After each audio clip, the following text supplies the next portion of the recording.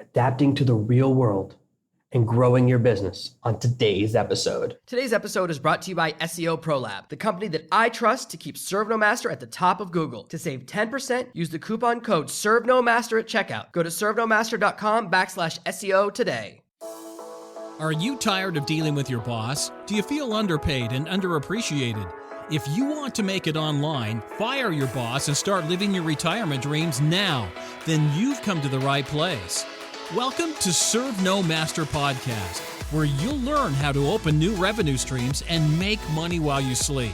Presented live from a tropical island in the South Pacific by best-selling author Jonathan Green. Now, here's your host.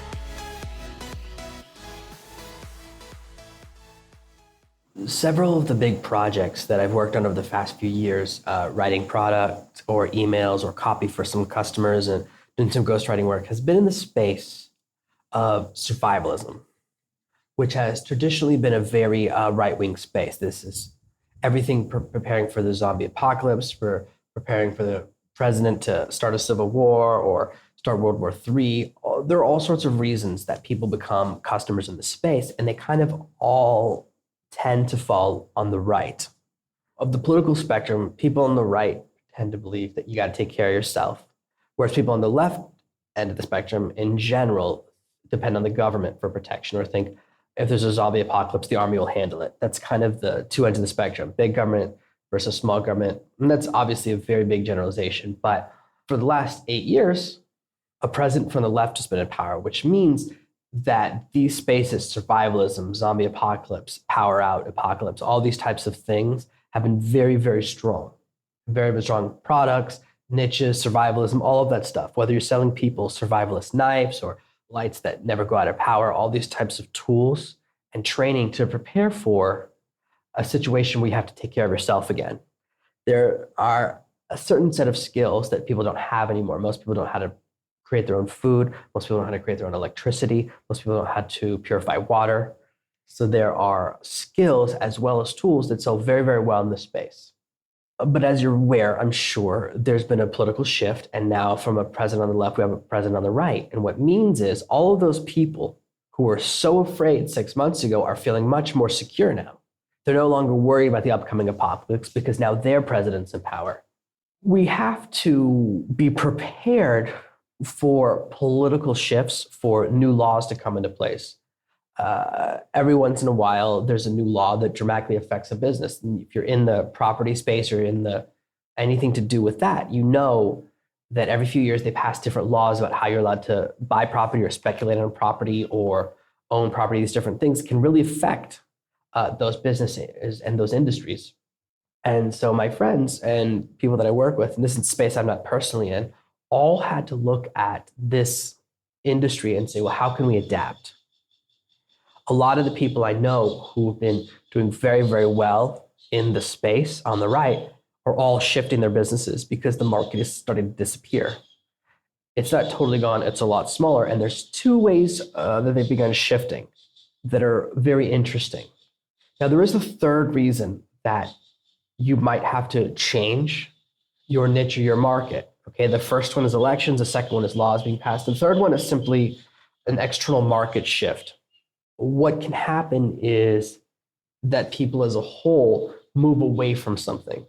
They move away from a concept or a belief, and suddenly one type of thing is no longer interesting. And this happens to a lot of businesses that are really cool. There are a bunch of businesses, I've seen about 3 or 4 businesses that are really growing that have their whole business is ugly Christmas sweaters. This is a perfect example. But after a certain amount of time, something that becomes ironic will hit a point where everyone has them. It's no longer ironic, and those businesses will start to diminish. And that's why they're going to have to pivot. Same type of thing. Okay. Market saturation, doing something that's really cool and it gets too successful, then it stops being cool.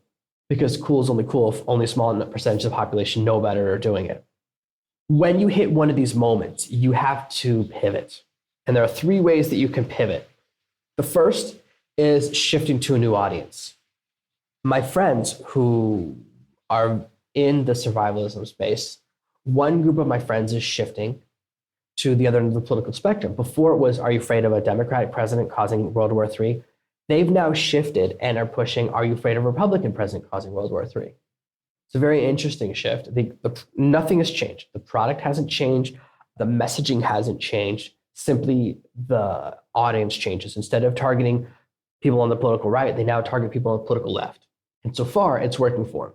I didn't expect that. I actually thought, oh, I don't know. I think you got to shift markets. Because no, I can shift audiences. So you can take all of your messaging and think about that. You know how Facebook ads works. In Facebook ads, you say, I want people of this age, this political affiliation, yada, yada. All he's done is change one setting. Instead of saying choosing Republican, he's choosing Democrat. And that's it for his targeting, and it's working. It turns out from his experimentation that it doesn't matter which side of the political spectrum people are on, they enjoy the same solution. There are many, many people now, just like there were many, many people with the last president who thought the end of the world was coming. People always want to fear the worst. And we hear that with every single election, and it never happens. But that fear is a very powerful motivator. And as you know from learning a little bit about copywriting, fear is one of the primary reasons people make a buying decision. Think about the simple sales message. Buy this course, which teaches you how to defend your home, how to secure your home from looters, how to prepare and have enough food if something happens, and how to grow your own food if something happens for $37. For $37, you can protect your family from an apocalypse in case it happens. It's not that expensive when you think about the end result. So it's a powerful messaging. And that's one way you can shift your business when you run into a problem. And this happens a lot. There are a lot of problems in business. And when you hit a problem, sometimes the correct move is a pivot. I've hit problems before. And the other way to pivot is new product. And when I ran into one of my first problems, I shifted to new product. For a long time, I was a local SEO consultant that would help small businesses rank on Google. And I made a lot of businesses very, very successful. I made them number one for their keywords. I brought them lots of traffic. I helped them grow their businesses. But at a certain point, Google started releasing really complicated rule changes, making it very, very hard. And all of my customers' websites started going down in the rankings.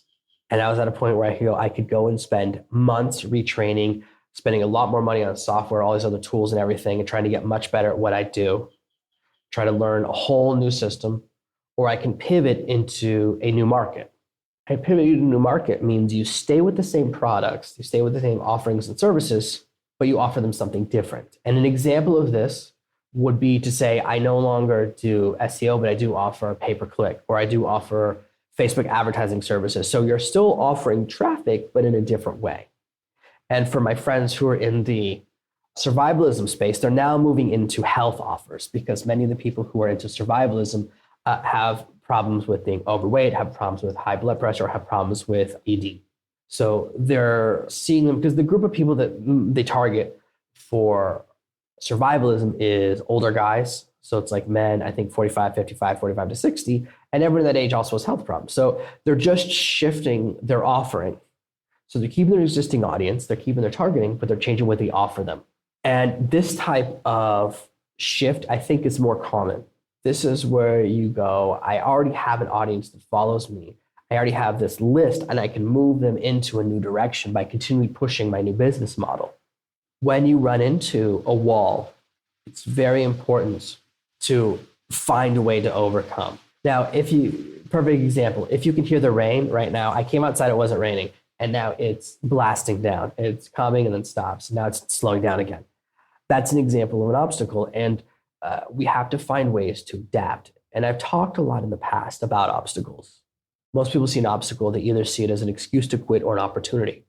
Sometimes an obstacle is something that you can't overcome directly, and the best way to overcome it is by pivoting, either your audience or your market. I've shifted both several times. I've done both of these things, and it's how I've managed to stay and succeed in business. Sometimes an entire industry simply disappears. Perfect example of this is the spam industry or the emailing industry. Remember 10 or 20 years ago, you would get inundated with all of these garbage emails. There's nothing you can do about it. And then, of course, they passed the anti-spam laws in America and in Canada and stuff. And I don't know that spam has slowed down or anything, but a lot of the people who were doing it before aren't doing it anymore. They had to change businesses, or they had to leave the country. Another way of pivoting, right? Running away because you're going to keep doing it because it's now illegal. But these things can cause you to shift into different markets. Another interesting market is Bitcoin. I recently talked about how to be very successful in Bitcoin, and some interesting things happened during the time I was recording that, because I pay attention to that market, having interest in it. Bitcoin for a long time was fluctuating under around $700. 4 or 5 years ago, it was $1,100. That's when it peaked. Then after the election, after the most recent election, Bitcoin went up and then it hit $800. I was like, oh, that's kind of interesting. For the first time, it's actually going up. Bitcoin went all the way up to a little over $1,000. It has to do with its relation to the Chinese currency. People, when they get nervous about Chinese currency, jump into Bitcoin. It's a way of protecting their assets. It's kind of like people who buy gold. It's just another variation of that. It's a variation of stockpiling a different currency, but gold is physically in your house. Bitcoin, you don't have to go out and buy from a store. So these people were stockpiling. And so China made an announcement that their currency is really strong or something.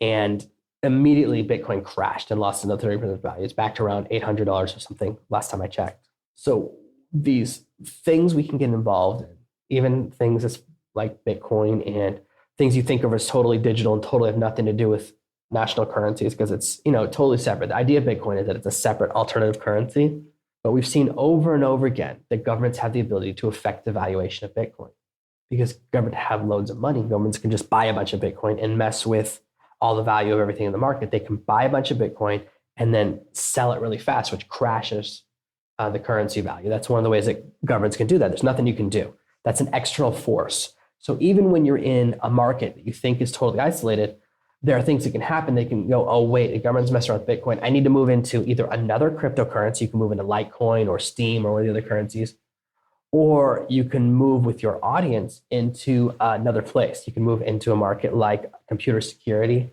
It's actually nearly impossible to protect your identity online. The process is very complicated. There's about 8 steps. And you have to do it every single time. And if you ever make a mistake or any of your pieces of software stop working, your entire internet, your computer becomes vulnerable and takes just a second. So it's really, really complicated, but that's a market you can move into. Sometimes you simply have to do both. Your market collapses, your audience becomes disaffected, or you lose your credibility with them, or something happens, and you have to move in a totally new direction. So someone I know who was in this type of space is now moving into selling licensed clothing. It's actually moving into selling stuff from like popular TV shows and things like that. So he's moving into a totally different market, totally different direction. There are a lot of business models that work on the internet. And when you get to be around for a couple of years or you surround yourself with a couple of successful people, you then have access to multiple business models. And what you can do at that point is then just switch and replicate what one of your friends is doing. Your friends will teach you what they're doing. And this is how I learned about several other markets. So by following the process that your friends are doing, you can jump into something totally new that you know will work. If you have 3 things, you can make any internet business model work. So you have someone who's already doing it and succeeding, who will tell you what they're doing.